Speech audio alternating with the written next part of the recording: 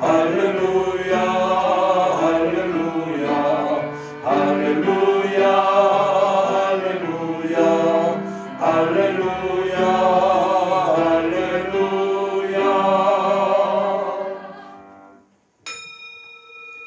하나님은 영이시니 예배하는 자가 신령과 진정으로 예배할지니라. 아멘.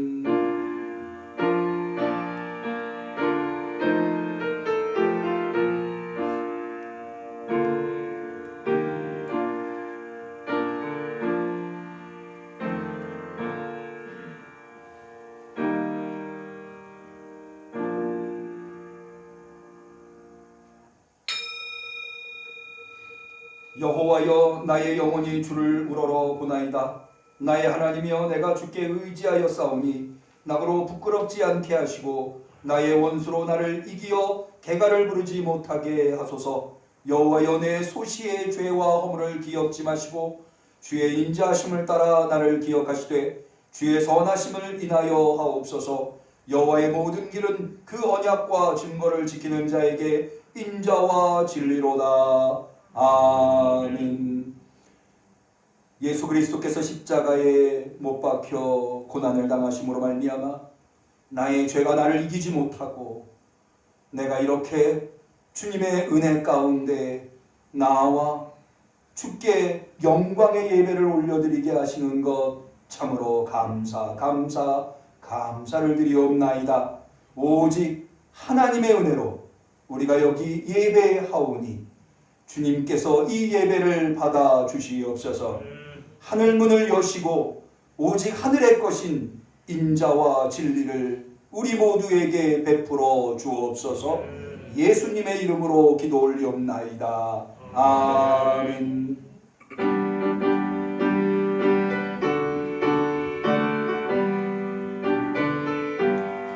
하나님의 모든 뜻은 그 뜻대로 되로다. 우리 아버지의 뜻은 거룩합니다. 주여 속히 임하소서. 기쁜 날을 주옵소서. 할렐루야 할렐루야 할렐루야. 아멘.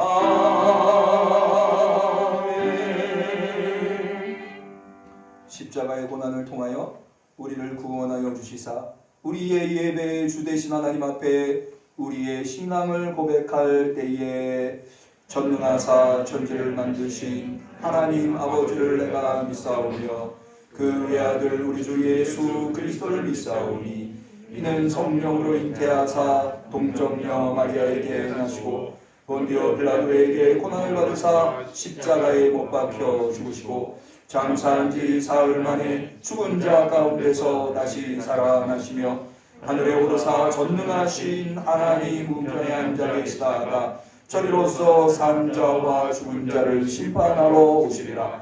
성령을 믿사오며 거룩한 공예와 성도가 서로 통하는 것과 죄를 사하여 주시는 것과 몸이 다시 사는 것과 영원히 사는 것을 믿사옵나이다. 아멘.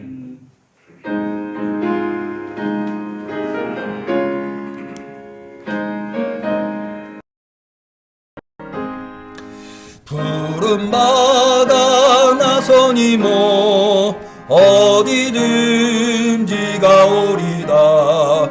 부르구나 즐거우나 주만 따라가오리니 어느 누가 막으리까. 죽음인들 막으리까.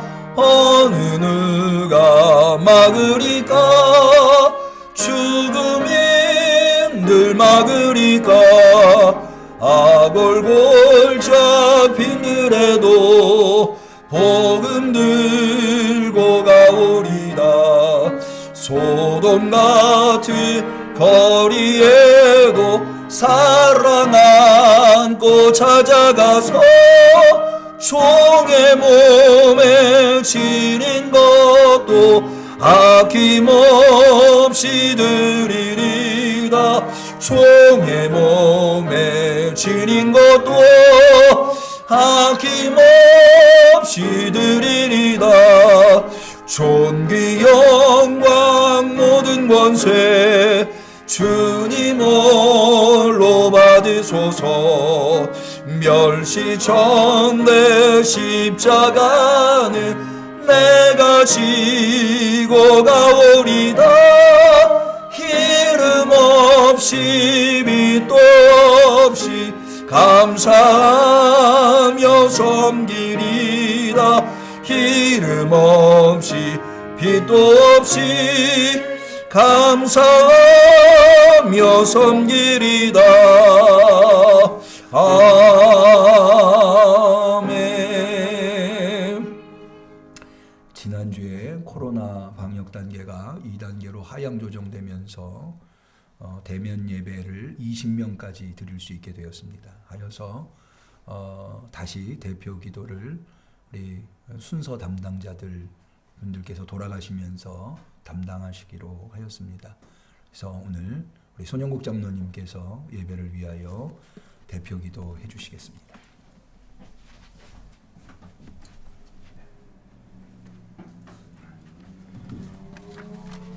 기도하시겠습니다.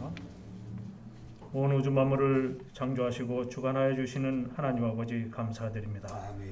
오늘도 거룩한 주일을 허락하시고 신령과 진정으로 예배드리게 하심을 감사드리옵나이다.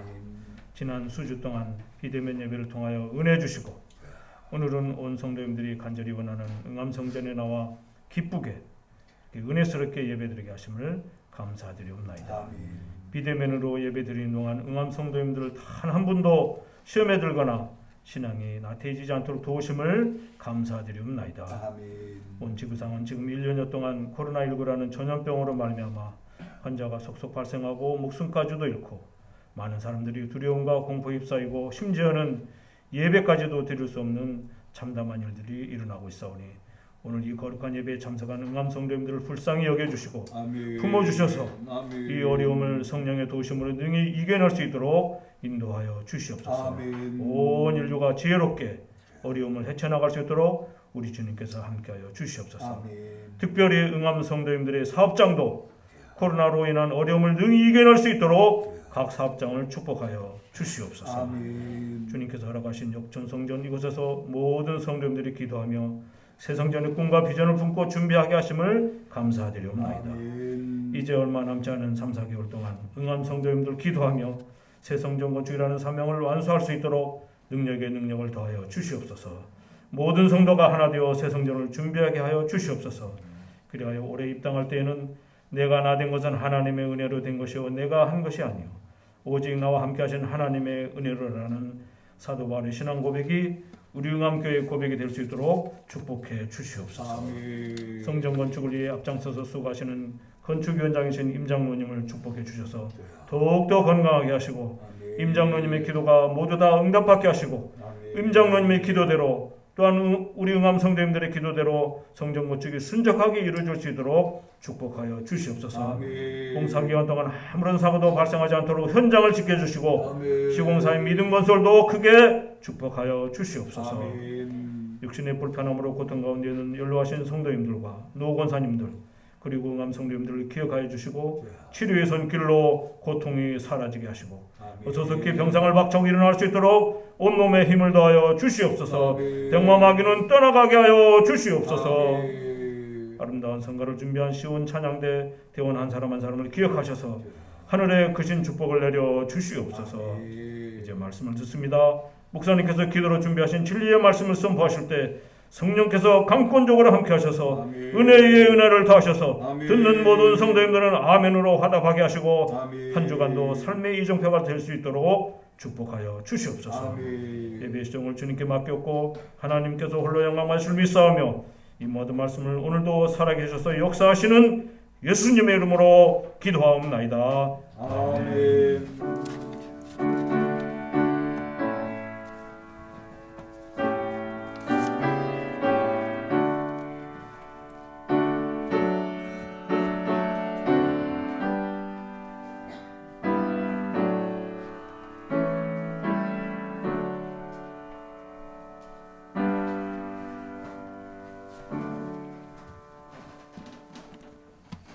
하나님께서 우리의 간절한 기도를 들어주시기를 축원합니다. 성시교독의 시간입니다. 지난 수요일부터 사순절이 시작되었습니다. 하여 오늘 사순절 첫 번째 주일에 사순절 교독문을 선택해 보았습니다. 우리 찬송가에 있는 사순절 교독문이 없고요. 새 찬송가 124번에 사순절 첫 번째 교독문이 있습니다.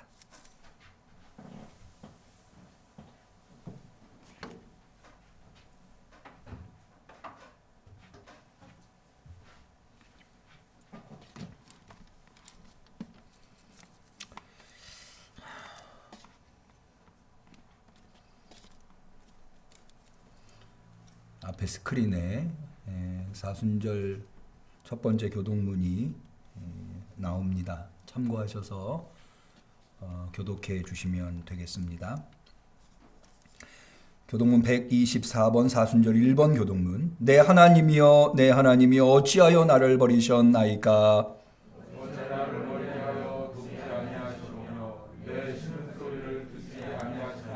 내 하나님이여 내가 낮에도 부르짖고 밤에도 잠잠치 아니하오나 응답하지 아니하시나이다.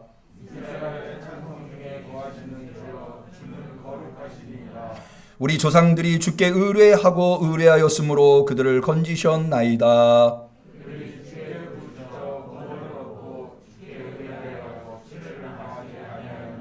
나를 멀리하지 마옵소서. 환난이 가까우나 도울 자 없나이다.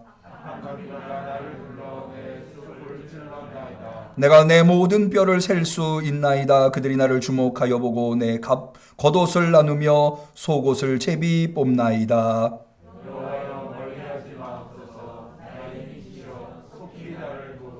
나를 사자의 입에서 구하소서. 주께서 내게 응답하시고 들소의 뿔에서 구원하셨나이다.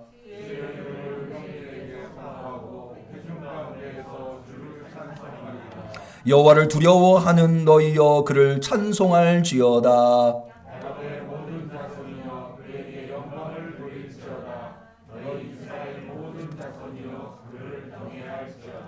아멘.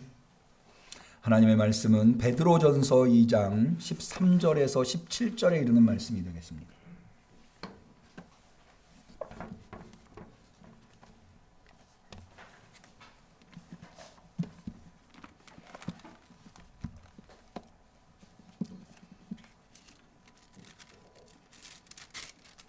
사순절 첫 번째 주일에 하나님께서 사랑하는 우리 응암교회 성도님들에게 주신 소중한 진리의 말씀, 베드로 전서 2장 13절에서 17절 말씀, 우리 말씀을 소중히 우리 마음판에 새기는 의미에서 저 한 목소리로 같이 소리를 내어서 봉독합니다. 인간의 세운 모든 제도를 주를 위하여 순복하되 혹은 위에 있는 왕이나 혹은 악행하는 자를 징벌하고 선행하는 자를 포장하기 위하여 그의 보낸 방백에게 하라. 곧 선행으로 어리석은 사람들의 무식한 말을 막으시는 것이라. 자유하나 그 자유로 악을 가리우는 데 쓰지 말고 오직 하나님의 종과 같이 하라. 무사람을 공경하며 형제를 사랑하며 하나님을 두려워하며 왕을 공경하라. 아멘. 시온 찬양대의 특송이 있겠습니다.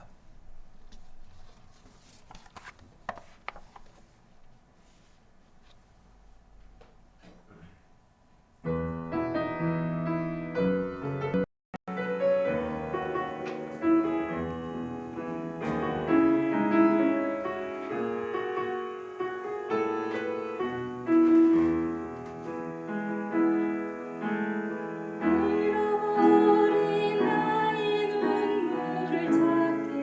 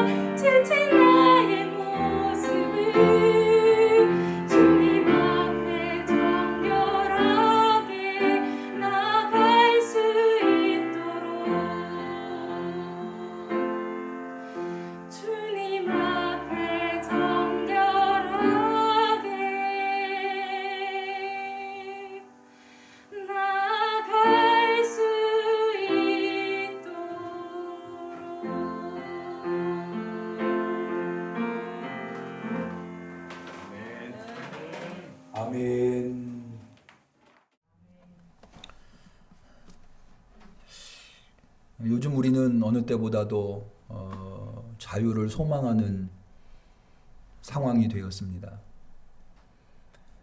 코로나로 인해서 그전에는 우리가 누리고 있다고 생각하는 것조차 생각할 수 없었던 그런 자유들을 소망하게 된 것입니다.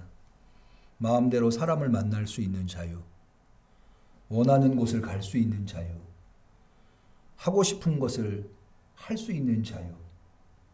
이 코로나 상황 속에서 이런 자유들을 상실하고 나서야 이런 자유들이 얼마나 우리에게 소중한가 다시 한번 깨닫고 그것을 간절히 원하게 됩니다. 때로 자유는 어떤 이에게는 생명보다 소중한 것이기도 합니다. 미국의 독립혁명의 지도자였던 패트릭 헨리라고 하는 인물이 말한 자유가 아니면 죽음을 달라. Give me liberty or give me death. 자유가 아니면 죽음을 달라고 하는 말은 아주 유명한 선언이지요. 남한하고 북한하고의 결정적인 차이를 하나 꼽으라고 한다면 저는 자유가 있고 없고의 차이가 아닐까 생각을 합니다. 북한은 자유가 없기 때문에 아직까지도 세계 최빈국에 속하는 나라가 되었고, 한국은 자유가 있기 때문에 한각의 기적을 일구어서 세계가 주목하는 나라가 되었습니다. 탈북민들이 한국에 와서 가장 놀라는 것 중에 하나가 대통령을 비난하는 현수막이 걸려 있는 걸 보고 깜짝 놀란다고 해요. 북한에는 전혀 그런 자유가 없는 거죠. 우리 그리스도인들에게도 이 자유는 대단히 소중합니다. 왜냐하면 예수님의 공생의 사역, 십자가의 예수님의 죽으심과 자유는 뗄래야 뗄 수 없기 때문입니다. 예수님께서 누가복음에 의하면 첫 번째 설교를 나사렛 회당, 예수님의 고향이신 나사렛에서 하시는데, 그때 예수님은 이사야서의 글을 인용하십니다. 누가복음 4장 18절, 주의 성령이 내게 임하셨으니 이는 가난한 자에게 복음을 전하게 하시려고 내게 기름을 부으시고 나를 보내사 포로된 자에게 자유를, 눈먼 자에게 다시 보게 함을 전파하며 눌린 자를 자유케 하고 라고 해서 예수님의 공생의 사역 전체가 이 자유를 위한 것임을 명시하고 있습니다. 우리는 지난 수요일 예수님의 고난과 십자가의 죽음을 기념하며 마음에 새기는 사순절을 보내고 있습니다. 예수님이 왜 십자가에 죽으셨습니까? 바울에 의하면 그것은 우리에게 자유를 주시기 위함이라고 합니다. 고린도전서 15장 55절, 사망아 너의 이기는 것이 어디 있느냐? 사망아 너의 쏘는 것이 어디 있느냐? 사망에 쏘는 것은 죄요 죄의 권능은 율법이라. 우리 주 예수 그리스도로 말미암아 우리에게 이김을 주시는 하나님께 감사하노라. 다시 말해서 예수 그리스도께서 십자가에 고난당하시고 죽으심으로 말미암아 우리는 죄로부터, 죽음이라고 하는 숙명적인 굴레로부터 자유하게 되었다고 하는 겁니다. 그러기에 바울은 모든 그리스도인들에게 이 자유를 굳세게 붙들라고 호소합니다. 갈라디아서 5장 1절, 그리스도께서 우리로 자유케 하려고 자유를 주셨으니 그러므로 굳세게 서서 다시는 종의 멍에를 매지 말라.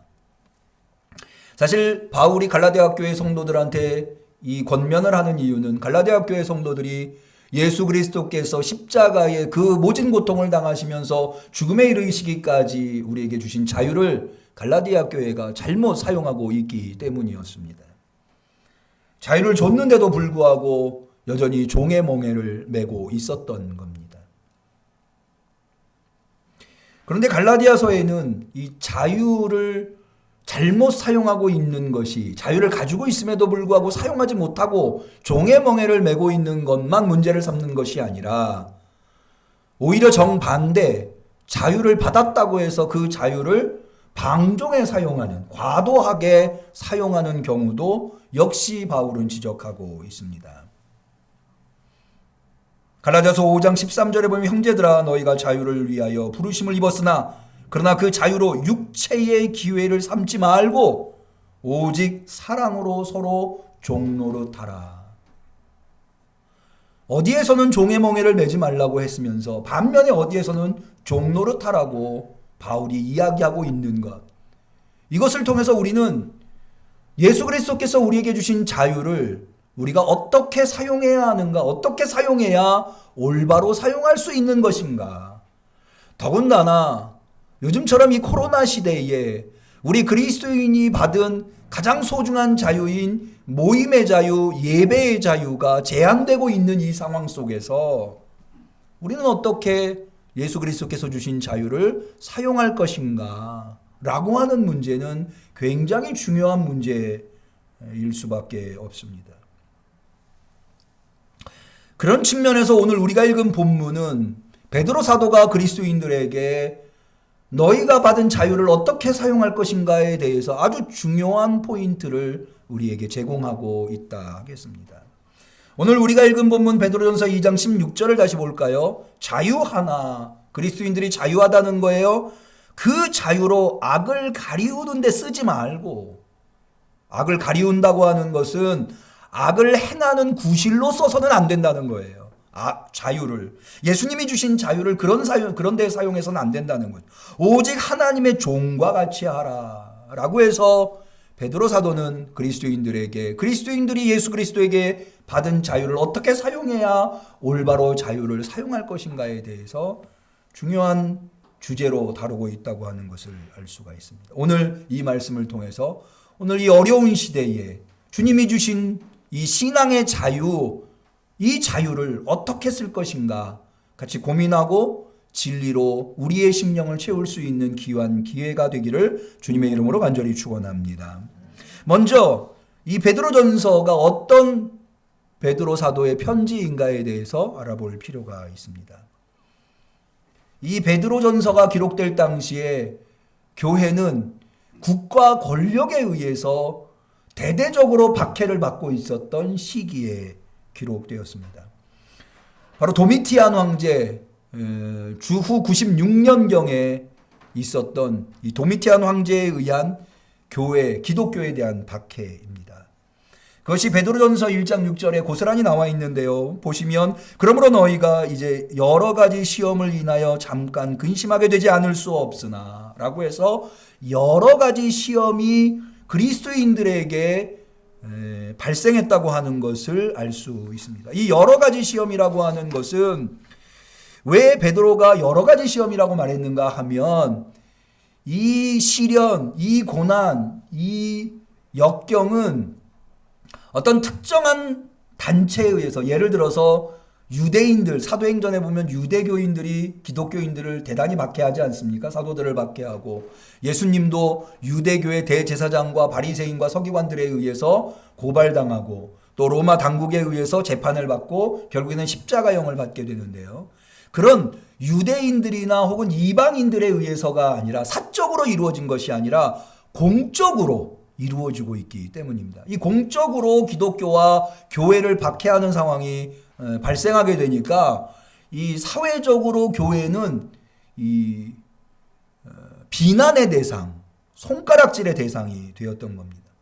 그러니까는 이 기독교를 비난하는 일에 타종교인들이나 이방종교인들이나 유대교인들만 하는 것이 아니라 일반인들, 민간 차원에서도 기독교인들을 박해할 뿐만 아니라 더 나아가서 정부 차원에서 기독교를 박해하고 억압하고 비난하는 상황이 이르렀던 거지요. 저는 일전에 이 팔레스틴 지역에 이 무슬림 문화권에 있는 이 이슬람이 거의 국교와 같은 지역과 나라에서 예수님을 믿고 기독교인이 된 사람들이 예배를 드리는 장면을 보게 되었습니다. 근데 그들이 언제 어떻게 예배를 드리는가 하면 새벽 2시에 야산에 올라와서 이렇게 몇 명이 모여서 그 불빛 하나를 가지지 않고 불빛을 들 수가 없는 거예요. 왜냐하면 불빛을 들면 발각이 되니까 거기에 모여서 예배를 드리더라고요. 취재를 온 사람이 그 사람들을 취재하려고 하니까 극도로 경계하더라고요. 그 사람들이 경계하면서 이야기하는 이유가 자기들이 예수님을 믿고 예배를 드리고 있다고 하는 것을 이웃들이 알게 되면 자기들이 죽임을 당하는 것은 문제가 되지 않는데 자기 가족들이 해코지를 당한다는 거예요. 상황이 그렇게 되는 거죠. 그러니까는 예수를 믿고 그리스도인이 되는 것이 이 사회적으로 어마어마한 비난과 손가락질의 대상이 되는 거예요. 본인뿐만 아니라 가족들까지도. 이 사람들은 하루하루 매 순간 이 살얼음판을 걷는 칼날 위를 걷는 것과 같은 삶을 살고 있더라고요. 언제 누가 어떻게 자신들을 해코지하고 가족들을 해코지할지를 모르는 거예요. 근데 그래도 괜찮은 거예요. 정부가 그것을 방치하는 거예요. 전혀 기독교인들을 보호해주지 않는 거죠. 정부 차원에서. 그러니까 이 사람들은요, 직장을 가질 수도 없어요. 그러니 삶이 얼마나 피폐하겠습니까? 또 결혼을 할 수도 없어요. 설사 한다고 해도 그 가족들이 제대로 된 삶을 살아갈 수가 없는 거죠. 얼마나 어려운 상황에 이 사람들이 놓여 있는가를 우리는 미루어 짐작해 볼 수 있습니다. 바로 베드로전서가 기록될 당시에 초대교회 성도들이 그러한 상황에 놓여 있었다는 거예요. 예수를 믿는다는 이유만으로도, 모여서 예배드린다는 이유만으로도 손가락질 당하고 비난당하고 박해당하고 해코지당하고 언제 어떻게 자신의 생명을 잃을지 모르는 상황에 놓이게 되는 거죠. 이런 상황에 놓여 있는 성도들에게 베드로 사도는 어떻게 저들의 믿음을 지키게 할 것인가? 저들이 믿음을 가질 때 소망이 있는데 그 소망을 어떻게 지켜낼 것인가? 라고 하는 것을 주제로 삼고 있다 하겠습니다. 그래서 베드로전서는 유독 이 소망이라고 하는 단어가 빈번히 나오는데요.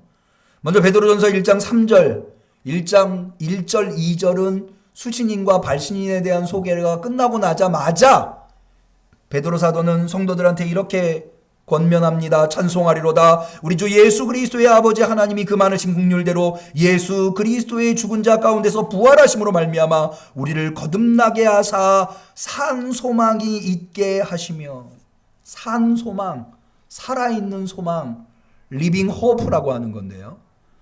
이 리빙 호프, 산 소망이라고 하는 것은 사실은 세 가지 차원의 의미가 있습니다. 첫 번째는 우리 그리스도인들이 가지고 있는 영생의 소망입니다. 우리 모두는 영생의 소망을 가지고 있는 줄로 믿습니다. 이 영생의 소망으로 인하여서 우리는 믿음을 지켜내는 거죠.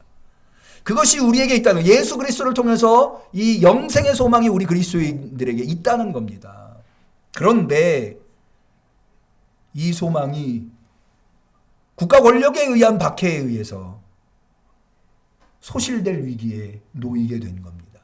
그러나 베드로 사도는 성도들한테 이 산 소망, 리빙 호프를 말하면서 영생의 소망의 의미만 담은 것이 아니라 그곳에 여전히 유효한 소망이라고 하는 의미에서 소망이 여전히 살아있다라고 하는 의미에서 또한 산 소망이라고 표현하고 있는 겁니다. 여러분, 우리 그리스도인들이 가지고 있는 소망은, 영생의 소망은 우리의 환경, 우리가 처해 있는 상황과 전혀 상관없이 여전히 살아있음을 믿으시기를 축원합니다. 내가 어떤 상황에 놓여 있든지, 내가 어떤 사람이든지와 상관이 없다는 겁니다. 왜냐하면 내게 주어진 산 소망은 내가 노력에 의해서 얻은 것이 아니라 전적인 하나님의 은총에 의해서 예수 그리스도로 말미암아 내가 얻게 된 것이기 때문입니다. 베드로 사도는 초대교회 성도들한테 이것을 가르쳐주고 싶었던 겁니다. 더 나아가서 베드로 사도가 산 소망이라고 말한 것은 그리스도인들이 그 어마어마한 박해의 상황 속에서도 여전히 살아있을 수 있다고 하는 소망, 생명이 보존될 것이라고 하는 소망을 또한 제시하고 있는 겁니다. 여러분, 예수님께서 산상설교에서 이런 말씀을 하셨어요. 하늘에 나는 새를 봐라. 들에 피어있는 백합을, 들꽃을 봐라. 길쌈도 하지 않고 먹이를 곳간에 모으지도 않는데 하나님께서 다 먹이시고 입히시고 기르신다. 그런데 하물며 너희일까 보냐 라고 말씀하십니다. 그러시면서 예수님께서 하신 말씀 중에 아주 인상적인 말씀이 뭔가 하면 하나님께서는 너희의 머리털어까지도 세신다. 여러분, 왜 이 말씀을 하셨을까요? 예수님. 이 머리카락을 센다고 하는 말씀, 그 말씀이 우리가 언뜻 듣기에는 예수님께서 우리의 일거수일투족 속속들이 알고 계신다라고 하는 의미로 들리지만 사실은 그 말씀을 하신 문맥을 보면 박해의 상황이라고 하는 것, 언제 내 목이 댕강 잘려나갈지 모르는 상황에 놓여있는 그리스도인들에게 예수님께서는 권면의 말씀, 믿음의 말씀을 하고 계신 겁니다. 위로의 말씀을 하고 계신 겁니다. 여러분, 우리 생각해 보세요. 머리카락이 머리에서 빠지는, 내 몸에서 빠지는 것이 더 쉬울까요? 내 목이 댕강 잘려나가는 것이 더 쉬울까요? 뭐 말할 것도 없이 내 머리카락이 빠지는 게 훨씬 쉽죠. 우리는 머리를 감으면서도 머리카락이 빠져나가는 것을 보지 않습니까? 그런데 예수님은 이렇게 말씀하시는 겁니다. 너희 머리카락이 그렇게 손쉽게 빠져나가는, 네 신체에서 떨어져 나가는 것도 하나님의 허락 없이는 안 된다는 거예요. 그러니 하물며 너희 목이 날아가는 것이 어찌 하나님의 주관 안에 있지 않겠느냐. 염려하거나 걱정하지 말아라. 예수님은 박해당하고 있는, 언제 죽을지 모르는 신앙 때문에 고통당하고 있는 성도들을 위로하기 위해서 그런 믿음의 말씀을 주신 겁니다. 베드로는 오늘 베드로전서에서 산소망을 이야기하는 이유가 바로 거기에 있는 겁니다. 살아있을 수 있는 소망이, 오늘도 어디에서 어떤 위협과 어려움과 우리를 해코지하는 자들을 만날지 모르지만 여전히 우리는 살아있을 수 있다.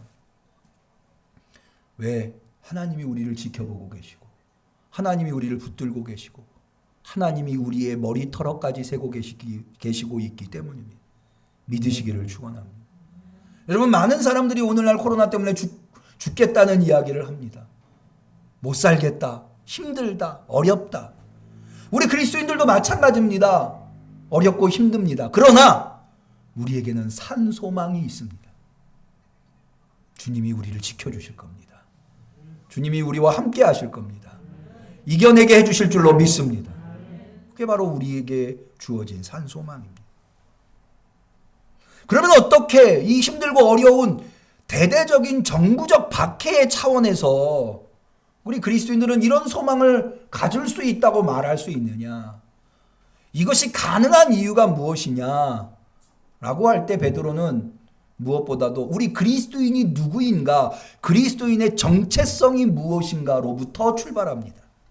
베드로전서 1장 1절, 베드로전서를 누구한테 쓰고 있는지, 그 베드로전서의 수신인에 대해서 베드로가 적시하고 있는데 이렇게 기록하고 있습니다. 예수 그리스도의 사도 베드로는 본도, 갈라디아, 갑바도키아, 아시아와 비두니아에 흩어진 나그네에게 편지한다.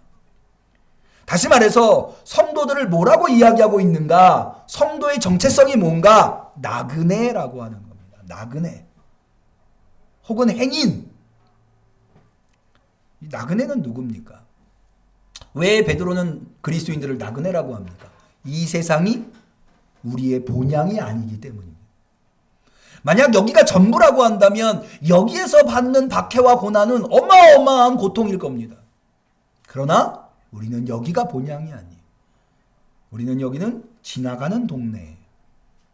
우리의 본향은 어디입니까? 하나님의 나라. 할렐루야.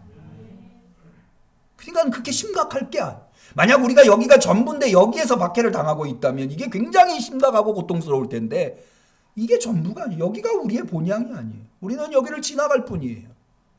이 길을 지나고 나면 이제 우리 앞에 기다리고 있는 정작 우리의 본향에서는 우리는 하나님의 영광 가운데에서 행복을 누리며 영생하게 될 줄로 믿습니다. 우리가 흔히 얘기하는 이 또한 지나가리라.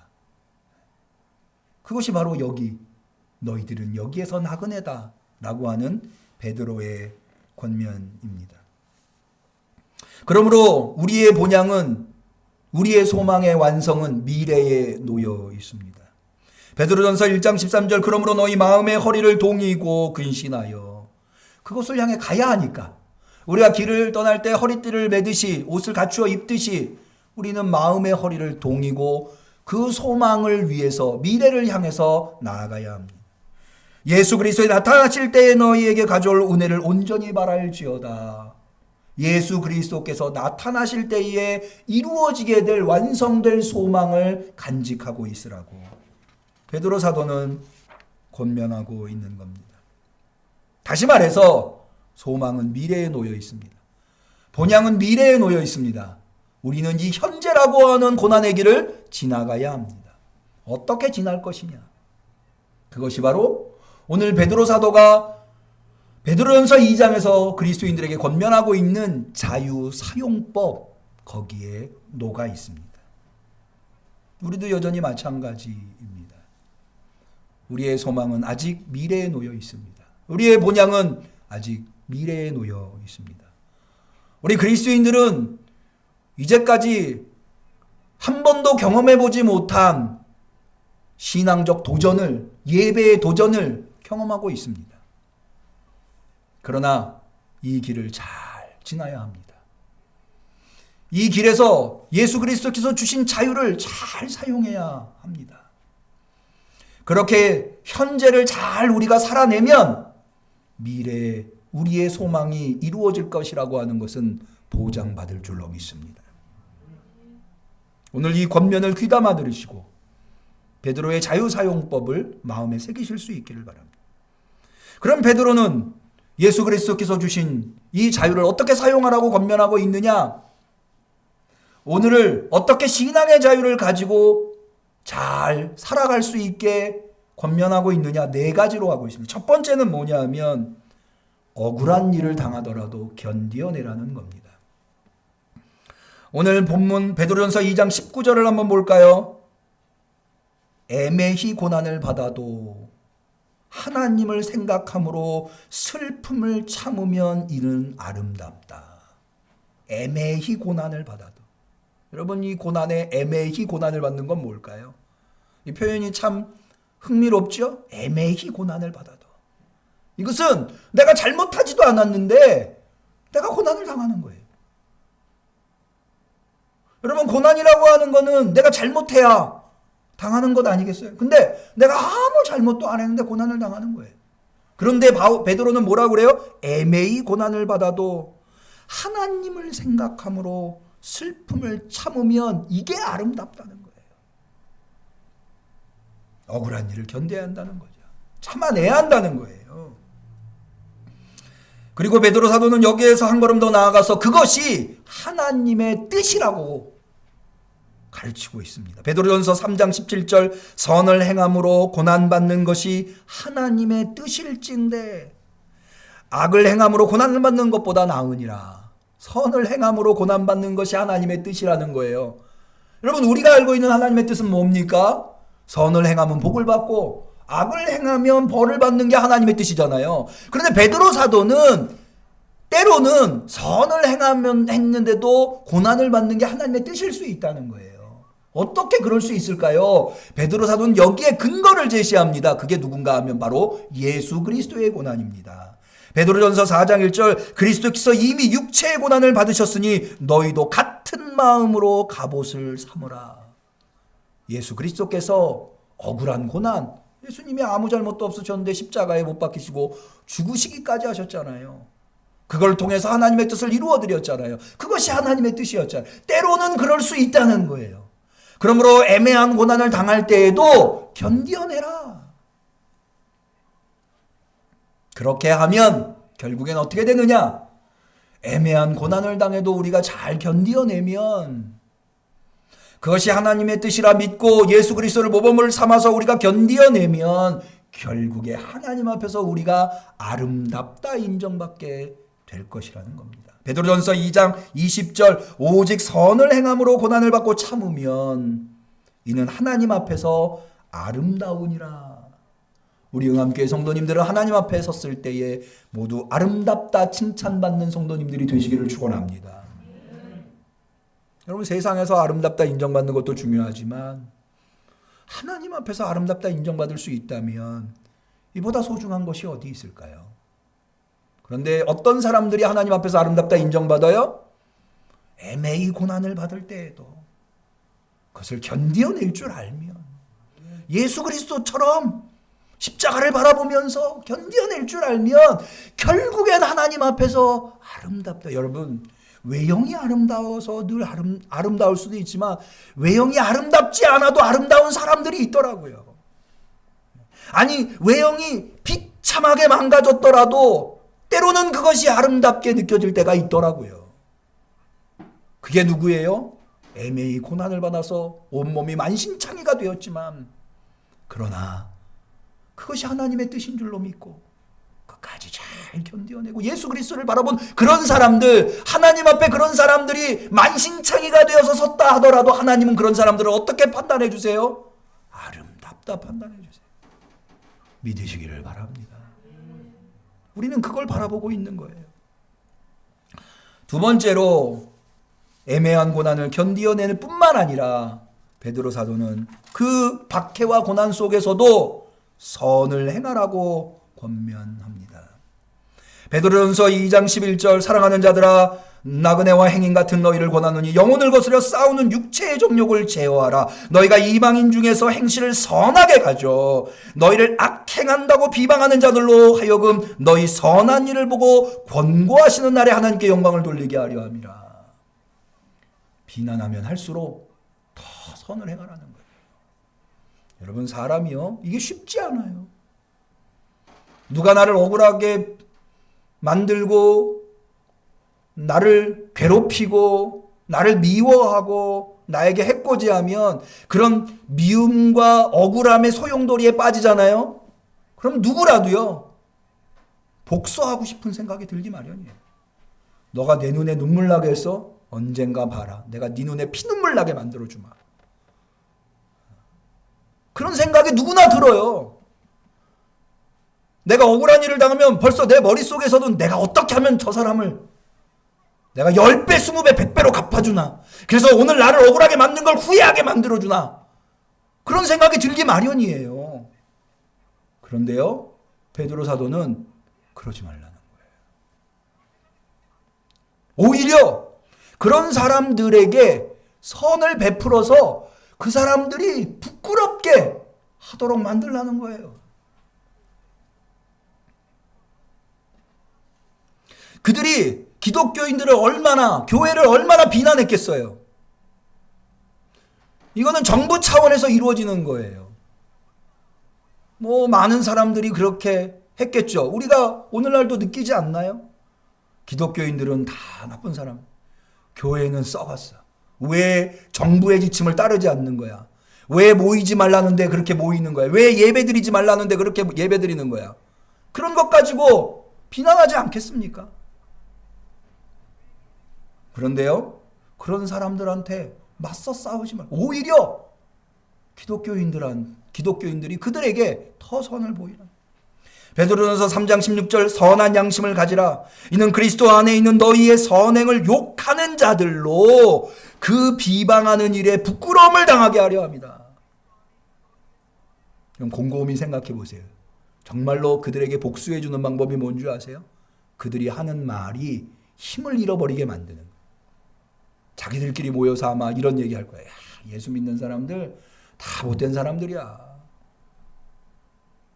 그런데 그 중에 어떤 사람들이 기독교인한테 교회에게 도움을 받았어요. 은혜를 입었어요. 그러면 누가 그렇게 얘기를 해도 뭐라고 대답하겠어요? 아니던데? 나는 보니까 예수 믿는 사람들 착하고 좋은 사람들 많던데? 여러분 사람이 경험을 하면 그 경험을 바탕으로 판단하기 마련이잖아요. 그런 사람들이 점점 많아지면 아무리 누가 비난하려고 해도 거짓이 되는 거죠. 설득력을 잃어버리고 힘을 잃어버리는 거예요. 그렇게 하라는 거죠. 그렇게 해서 악을 이겨내라는 거예요. 다시 말해서 아무리 그들이 비난해도 그들이 스스로 인정. 역시 그리스도인이구나. 할렐루야. 한번 따라해 보시죠. 역시 그리스도인. 네. 기회예요. 세상이 우리를 비난할 때 그 비난을 힘을 잃게 만들고 그들로 하여금 그리스도인과 교회를 인정하게끔 만드는 역시 그리스도인이구나. 역시 응암교회 성도구나. 한번 더 해볼까요? 역시 응암교회 성도구나. 할렐루야. 어쩌면 그런 상황이 마련돼 있는 지금이 그런 상황일런지 몰라요. 그걸 증명할 수 있는 선을 행하는, 더욱더 선을 행하는 우리 성도님들이 되시기를 바랍니다. 세 번째로 베드로 사도는 공권력에 의해서, 제도에 의해서, 로마 정국에 의해서 기독교가 박해를 당하는 한이 있다 하더라도 세상 제도를 따라야 한다라고 권면하고 있습니다. 오늘 우리가 읽은 본문 베드로전서 2장 13절 볼까요? 인간의 세운 모든 제도를 주를 위하여 순복하되, 인간의 세운 모든 제도를 주를 위하여 순복하라. 여기 인간의 세운 모든 제도라고 되어 있는데 보다 더 정확하게 직역을 하면 인간이 세운 모든 제도, 이렇게 번역할 수 있어요. 그 제도가 설사 인간이 세웠다 하더라도 주를 위해서 그것을 순복해야 돼. 이유가 뭐냐? 그 다음에 나옵니다. 위에 있는 왕이나 혹은 악행하는 자를 징벌하고 선행하는 자를 포장하기 위하여 그의 보낸 방백들에게 알아. 무슨 얘기냐면 세상의 제도라고 하는 것은 기본적으로 선을 권면하고 악을 징계하기 위한 것이다. 다시 말해서 선에 기여하는 것이 세상 제도가 가지고 있는 기본적인 의미이기 때문에 우리가 세상 제도에 대해서 기본적으로 인정하고 거기에 따르는 것이 우리 그리스도인들이 이 세상에서 하나님의 영광을 가리우지 않고 살아가는 방법이다. 그렇게 지금 베드로 사도는 권면하고 있다는 것입니다. 이런 베드로 사도의 권면에 대해서 다른 의견을 가지고 있는 성도님들이 계실지 몰라요. 그러나 이것은 하나님의 말씀이에요. 하나님의 말씀이 그렇다 하면 나와 생각이 다르더라도 제 말이 아니라 다른 사람의 말이 아니라 하나님의 말씀에 그렇게 되어 있다면 나와 생각이 달라도 그것을 따르는 거예요. 내 생각엔 그게 아닌데 세상의 제도 중에 왜 우리 그런 말 있잖아요. 악법도 법이다라고 하지만 악법을 따를 필요가 있는가? 그런데요, 베드로 사도는 명백하게 뭐라고 얘기하고 있는가? 우리보다도 비교할 수 없는 제도적 박해를 당하고 있는 상황 속에서도 제도에 순종해라. 그게 주를 위한 거다. 이 세상에서 나그네지만 우리는 여기에 속한 사람들이 아니에요. 그럼에도 불구하고 여기를 살아내야 되기 때문에 제도에 순종하라는 거예요. 그리고 기본적으로 그 모든 제도들은 다 권선징악에 세상을 선하게 만드는 데에 기여하는 것이다. 하나님의 말씀에 순종할 수 있는 우리가 교회가 되시기를 축원합니다. 베드로는 여기에서 한 걸음 더 나아가서 무슨 얘기까지 하는가 하면 베드로전서 2장 18절 볼까요?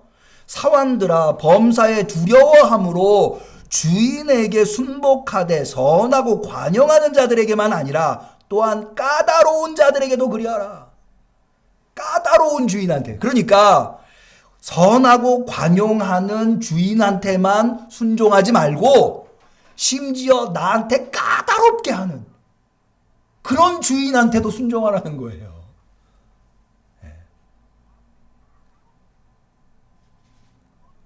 이게 바로 그리스도인들의 선의 행동의 차원이 다른 거예요. 여러분, 세상 사람들은요, 나한테 잘한 사람한테 잘하기 마련이에요. 아니, 그것도 대단한 선이에요. 나한테 잘한 사람한테 못할 때도 얼마나 많이 있습니까? 근데 나한테 잘한 사람한테 잘 대해주는 것, 그것이 선이고 세상의 수준이에요. 근데 우리 그리스도인들의 수준은 어느 정도냐? 나한테 까다롭게 한 사람에게도 내가 잘해주는 것. 차원이 다른 거죠. 그렇게 함으로써 까다로운 사람조차도 역시 그리스도인. 할렐루야.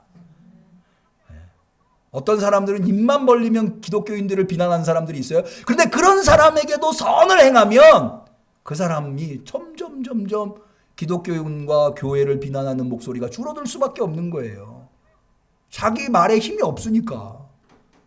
그러다 보면 그 사람 입에서 역시 그리스도인이구나, 이런 말이 나오고, 자유를 이렇게 사용하라는 거죠. 우리 응함께 성도님들은 모두 다 그럴 수 있기를 축원합니다. 그럴 수 있는 인덕과 힘과 능력을 하나님이 베풀어 주시기를 축원합니다. 마지막으로 베드로 사도는 고난받고 있는 날마다 누구한테서 해코지를 당할지 모르는 상황 속에 있는 그리스도인들에게 마지막 오늘 우리가 읽은 본문 베드로전서 2장 17절에 무사람을 공경하라고 이야기합니다. 17절 무사람을 공경하며. 그런데요, 놀라운 것은 이 무사람이라고 하는 것은 모든 사람, 에브리바디를 얘기하는 것 아닙니까? 모든 사람을 공경하라고 하는데 그 공경이라고 하는 단어가 어디에 또 사용되는가 하면 다음에 보실까요? 형제를 사랑하며 하나님을 두려워하며 왕을 공경하라. 왕을 공경하듯 무사람을 공경하라는 거예요. 모든 사람을 공경하라는 거예요. 이게 쉬운 일입니까? 그런데 그렇게 해야 된다는 거예요. 이게 그리스도인들이 가지고 있는 덕목, 자유에 사용하는 방법. 나도 얼마든지 저 사람 비난할 수 있어요. 저 사람이 날 먼저 비난했으니 나도 그 사람 비난하고 함부로 그 사람 손가락질하고 할 수 있어요. 그런데 그렇게 하지 않는 거예요. 저 사람은 나를 비난했더라도 나는 그 사람을 공경하는 거예요. 누구를 공경하든 왕을 공경. 더 나아가서 하나님을 두려워하듯 그렇게 하라는 거예요. 그렇게 할 때에 비로소 우리 그리스도인들은 이 산 소망을 이루게 된다고 하는 겁니다. 말씀을 좀 정리하려고 합니다. 지난 목요일 날 우리 서울 서지방에 우리 교회가 속해 있는 서울 서지방에 지방회가 있었습니다. 1년에 한 번 하는 회문인데요. 20년 전 그러니까는 제가 은평교회 이병돈 목사님 돌아가신 이병돈 목사님이 계실 때는 지방회를 1박 2일을 했어요. 회무가 많으니까 1년에 딱 한 번 모여서 하니까 회무가 많으니까 1박 2일을 했는데 한 15년 전 10년 전서부터는 하루를 하더라고요.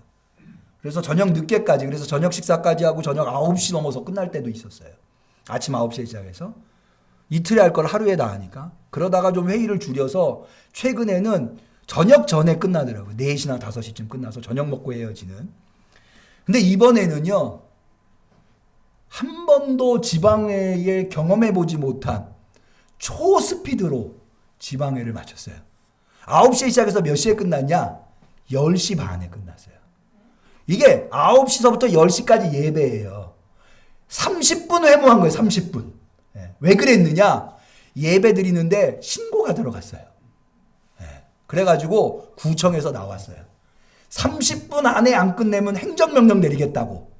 그럼 목사님이 그러시더라고요. 벌금 내는 거는 문제가 아닌데 행정명령이 나오면 한 달인가 뭐 14일인가 2주인가 예배를 못 드린대요.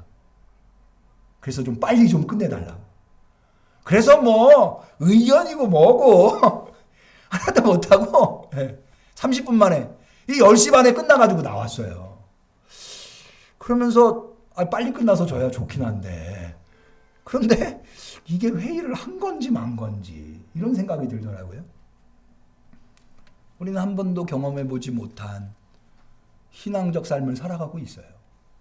그런데요, 그렇다고 해서 우리가 억울하다, 세상처럼 똑같이 우리가 비난하고 그래서는 안 돼요. 우리 앞서 부름받아 나선 이 몸 355장 찬양 불렀어요. 이 찬송은 미국에 있는 신학대학에 졸업하고 이제 사역을 나가는 사람들이 헌신하는 마음으로 부르는 찬양이라고, 그런 의도로 만들어진 찬양이라고 하더라고요. 여기 이렇게 되어 있어요. 아골 존귀 영광 모든 권세 주님 홀로 받으소서.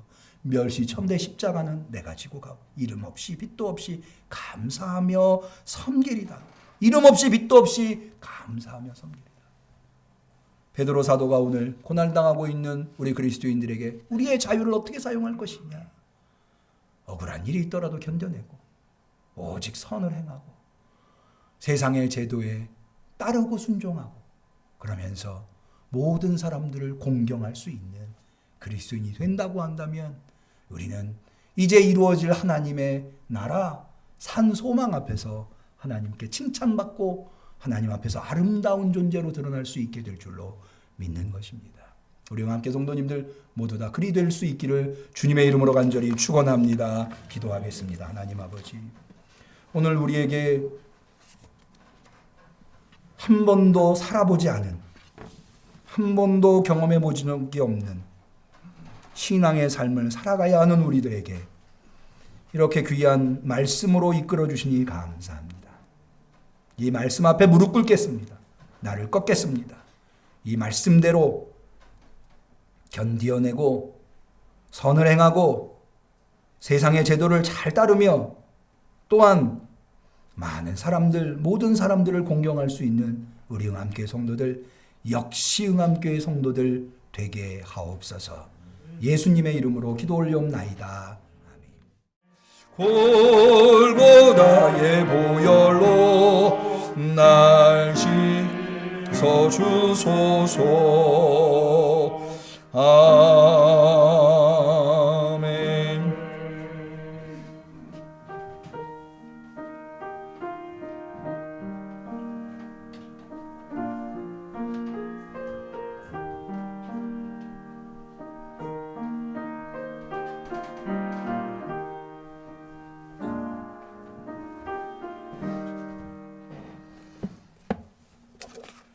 귀한 예물 드린 손길이 있습니다. 11조 예물, 선교헌금, 목정헌금, 건축헌금, 주정헌금, 감사헌금을 드렸습니다. 여호와 일의 하나님 감사합니다. 정길순 집사님, 혜리와 예서의 삶을 주관하여 하시고 책임져 주옵소서. 김상중, 김미영 집사님, 장학금, 감사헌금, 김혜리 양이 장학금을 학교에서 성적 장학금을 받게 되었더라고요.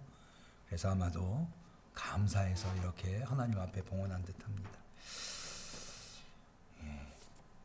제2권사회에서 건축헌금 드렸고요. 임규성 장로님, 이경숙 권사님, 주님 약정한 건축헌금 온전히 드립니다. 그래서 아마도 임 장로님께서 약정하신 건축헌금을 모두 다 하나님 앞에 이번에 드린 듯합니다. 우리 임규성 장로님 몸으로 또 재능으로 헌신하고 계신데 매일 현장에 나오셔서 체크하고 계신데 이렇게 또 헌금으로도 하나님 성전 건축을 섬기고 있어서 우리 성도님들한테 귀감이 되는 줄로 압니다. 기억하시고 기도해 주시면 감사하겠습니다.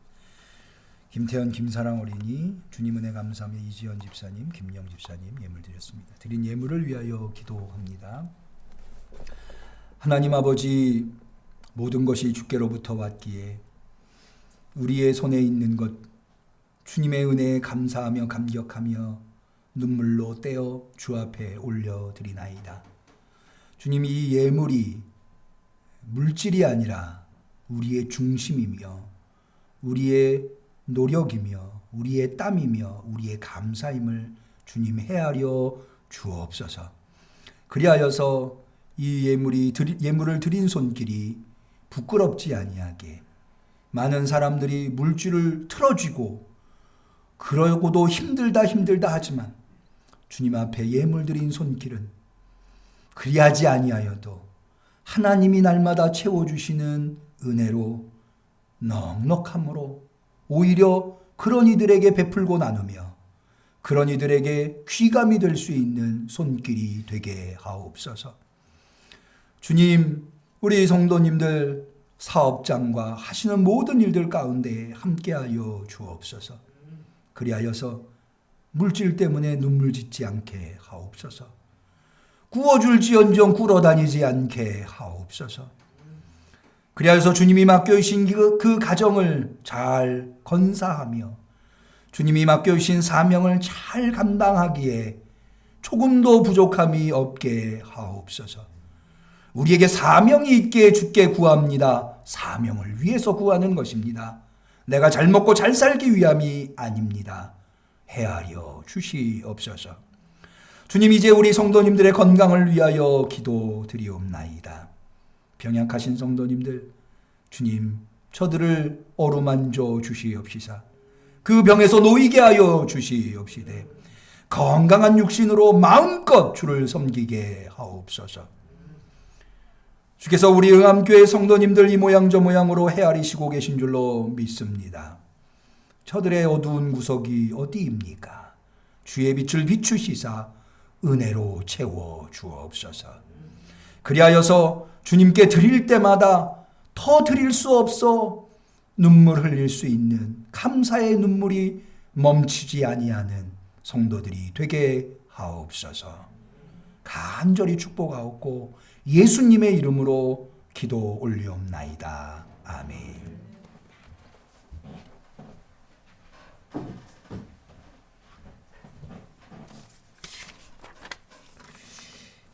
우리 생일이신 성도님들이 계십니다. 김용기 집사님, 김민주 청년이 2월 26일에 생일이시고 또 우리 권연한 권사님께서 이번 주 2월 27일에 생일이시네요. 우리 생일이신 분들을 위해서 제가 한번 기도하겠습니다. 하나님 아버지, 우리의 생사와 복을 주의 손에 주장하고 계신 줄로 믿습니다. 김영기 집사님, 김민주 청년, 권연한 권사님 이번 주에 생일을 맞이하여 축복하는 마음을 담아 하나님 앞에 기도 올립니다. 그들의 삶이 복되게 하옵소서. 기도하는 것마다 응답하여 주시옵시고 매일매일이 주님의 은혜 가운데 기쁘고 즐겁고 감사한 삶이 되게 하옵소서. 간절히 축복하며 예수님의 이름으로 기도 올리옵나이다. 아멘. 교회 소식을 말씀드리겠습니다. 지난주 수요일부터 사순절이 시작되어 새벽 기도회를 가지고 있습니다. 지난주에는 이 비대면으로 새벽 기도회를 진행했기 때문에 모일 수 없었습니다만 이번 주부터는 새벽 기도회, 수요 예배, 금요 연합구역 예배를 대면 예배로 가지고자 합니다. 우리가 평소에 코로나가 아닐 때에도 20명 미만으로 모였기 때문에 모일 수 있을 듯 합니다. 그래서 대면 예배를 주보에 나와 있는 대로 수요 저녁 예배는 7시 반에, 금요 연합구역 예배는 오전 10시 30분에 본당에서 갖고 차량 운행 시간도 동일하게 갖고자 합니다. 주보에는 조금 잘못 나왔는데요. 수요 저녁 예배를 위해서는 7시 10분에, 금요 연합구역 예배를 위해서는 오전 10시 10분에 운행을 하도록 하겠습니다. 1부, 2부 예배에 각각 20명까지 대면 예배가 지난주부터 가능해져서 오늘 당회에서 대면 예배를 재개하기로 결정하고 대면 예배를 드리기 시작하는데요. 감사하게도 우리 성도님들께서 1부 예배에 많이 와주셔서 이렇게 2부 예배도 20명 미만으로 예배를 드릴 수 있게 되었습니다. 뿐만 아니라 유튜브를 통해서도 많은 분들이 예배에 참여하고 계십니다. 감사합니다. 앞으로도 글쎄요, 아직은 안심할 단계는 아닌 것 같아요. 또 뉴스를 보셔서 아시겠습니다만은 설 명절에 혹시 있을지 모를 확진자들이 아직 반영이 안 됐기 때문에 또 언제 우리가 대면 예배가 제한될지 알 수 없지만 할 수 있는 동안만큼은 진행을 하고자 합니다. 다만 우리 대면 예배 오시는 우리 성도님들께서는 철저하게 개인 방역을 부탁을 드립니다. 예상하시겠습니다마는 식사와 주일 오후 예배는 개별적으로 하시는 것으로 하도록 하겠습니다. 안타까운 소식 한 가지가 있는데요. 우리 김소환 집사님, 김선희 집사님이 친정 아버님 되시는 김소환 집사님께서 지난주 주일에 심정지가 오셨습니다. 다행스러운 것은 심정지가 왔다가 금방 해결이 됐는데 의식이 아직 돌아오지 않고 있습니다. 어저께 김선희 집사님께서 아마 김소환 집사님에게 지금 혈액이 필요한가 보더라고요. 그래서 김소환 집사님이 O형이어서 O형 혈액을 저도 헌혈을 많이 했는데 이제까지 지정 헌혈은 처음 해봤어요. 지정 헌혈을 하면 제가 제공한 혈액이 그 사람에게 가나 보더라고요.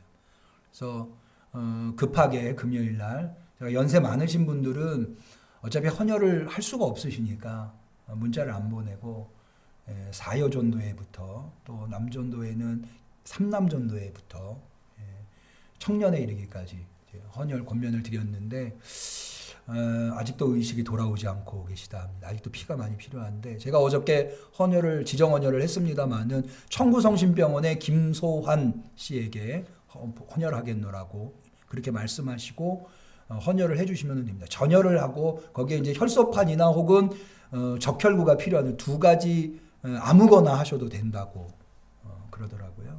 그래서 그렇게 해주시면 되는데 사실은 헌혈이 쉽지 않습니다. 젊은 사람들도 10명이 가면 이런저런 조건이 많기 때문에 한 3명 정도밖에 헌혈을 못하는데 본인이 못하면 주변에서라도 좀 헌혈을 권면하실 수 있는 분들이 있으면 권면하셔서 헌혈하는데 30분밖에 안 걸립니다.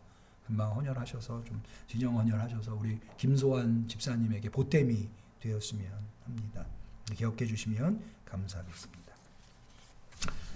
예, 나머지 광고는 순서지를 참고하시고요. 우리 서로를 축복하는 축복의 노래 사랑하는 자여 같이 찬양합니다.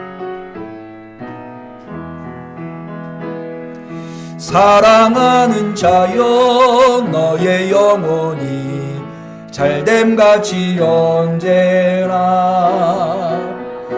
범사에 잘되고 강건하기를 내가 간구하노라. 우리 하나님께 영광의 박수를 돌립니다. 우리 가정에서나 우리 본당에서나 서로 인사하겠습니다. 축복합니다. 좋은 일이 있을 겁니다.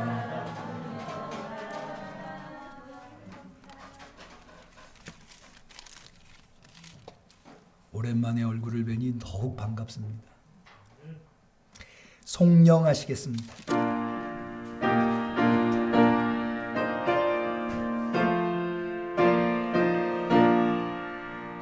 이 천지가 만물들아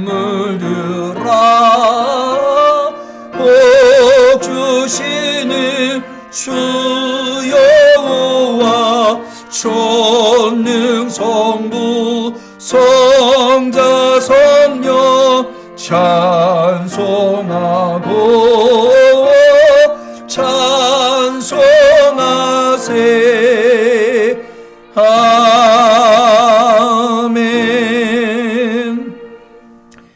이제는 비록 억울한 고통을 당하였지만 그것이 하나님의 뜻인 줄로 믿고 십자가에 죽기까지 우리를 구원하신 예수 그리스도의 은혜와 하나님 아버지의 사랑과 성령님의 교통하심 충만하심 역사하심이 그런 예수 그리스도를 바라보며 주님께서 우리에게 주신 그 자유를 올바로 사용함으로 주님 앞에 섰을 때 역시 우리 응암교회 성도들 역시 그리스도인들이라는 아름다운 칭찬을 듣기로 결단하는 우리 성도들 머리머리 위에 우리 응암교회 위에 지금부터 영원까지 함께 하시기를 간절히 축원하옵나이다. 아멘.